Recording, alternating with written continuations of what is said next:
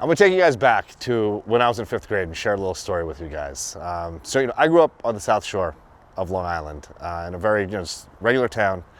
But looking back at my childhood, I realized that it was actually a pretty racist town. I was the only brown kid in my elementary school. In my grade, I was the only Indian kid in my grade. It was very white neighborhood. I had come from Brooklyn, where it was predominantly, black and Hispanic and Indians and Asians. It was very diverse. To the South Shore of Long Island, which was predominantly white. I was the only brown kid in my school, like I said. There was maybe 1 or 2 Asian kids and a handful of Hispanic kids, and that was it. There was probably 10 of us total in my entire elementary school. And, just when you're the odd man out, you get picked on. And also, I wore glasses. I wore glasses since like 1st grade or since kindergarten. I had like the worst wardrobe known to man.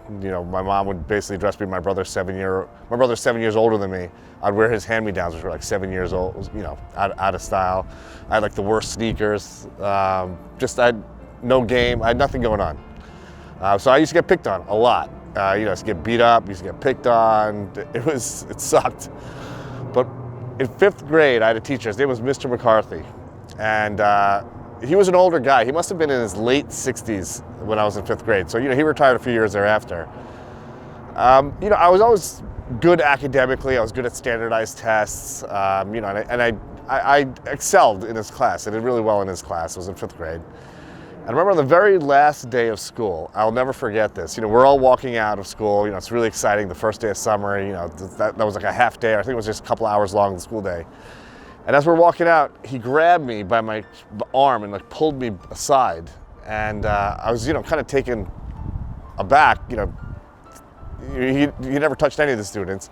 And he grabbed me and he just looked into my eyes. He had these blue eyes, this old Irish guy. And he just looked into my eyes and said, "You will succeed." And then he just let go of me and let me walk off. And, those words, those 3 words, like the impact it had on me years and years and years after. I mean, heck, even until today, those words still resonate in my mind. And, now that I'm a dad, I have 3 kids. They're 13, 11, and 9.